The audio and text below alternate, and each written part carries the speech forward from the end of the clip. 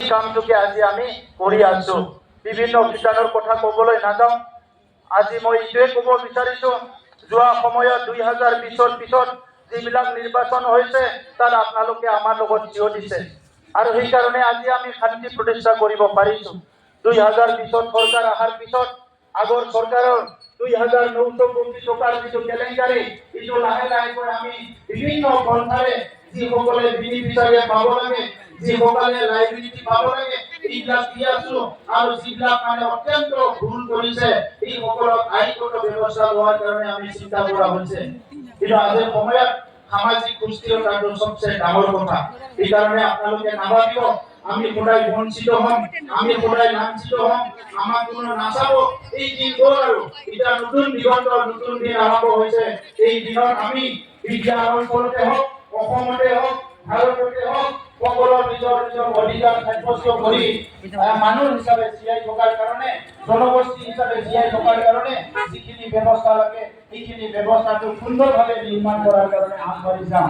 ইতিমধ্যে সূৰ্যনাৰায়ণ দেৱৰ কাৰণেও 1 কোটি টকা আমি আবণ্টন দি থৈ দিছো। এতিয়া আমাৰ যিটো চিলাৰায় ভৱন, ইয়াত 10 কোটি টকাৰ নিৰ্মাণ হ'ব আৰু আজি মই আপোনালোকৰ ইয়াত আহি আমাৰ দুৰ্গা পূজা ইতিমধ্যে আহি আছে।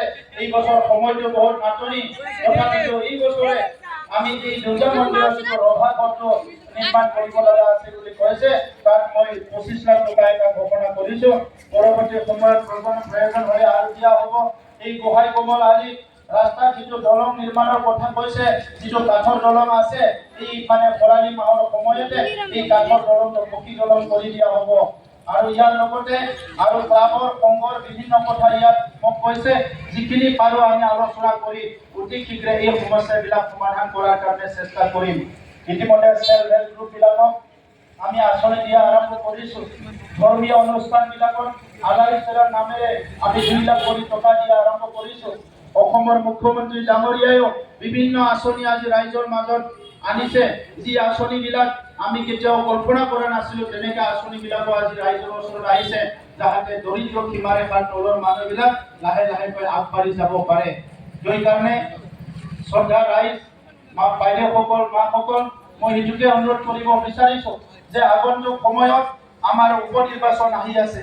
বিটিআৰ অঞ্চলৰ সুস্থিৰতা, শান্তি, সম্প্ৰীতি, নিৰাপত্তা আৰু উন্নয়নৰ কাৰণে যেনে ধৰণৰ আজি যুৱ চামে কাম কৰি আছে, সমন্বয়ৰ এটা যাত্ৰা আৰম্ভ হৈছে। এইটো লক্ষ্য ৰাখি আহি থকা বাই ইলেকশ্যনতো একেলগে থিয় দিব লাগিব, একেলগে আগবাঢ়ি যাব লাগিব। আমি বিচাৰিছো প্ৰথমতে আমাৰ কামখিনি কৰি লওঁ।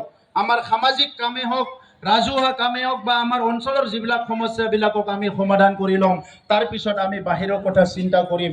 মই পুনৰ আপোনালোকক ধন্যবাদ জনাইছো আৰু সেই নিৰ্মাণৰ কাৰ্যত যেতিয়া আৰম্ভ হ'ব আপোনালোক চবেই যাতে সহযোগ কৰে, মই সেইটোকে অনুৰোধ কৰি মোৰ বক্তব্য ইয়াতে সামৰিছো। ধন্যবাদ।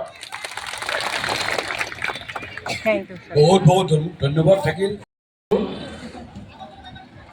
সভালৈ অহা প্ৰধান ৰাইজৰ কাৰণে দুপৰীয়াৰ সাঁজ ব্যৱস্থা কৰা হৈছে। গতিকে প্ৰত্যেকে যাতে দুপৰীয়াৰ সাঁজ গ্ৰহণ কৰে তাৰ কাৰণে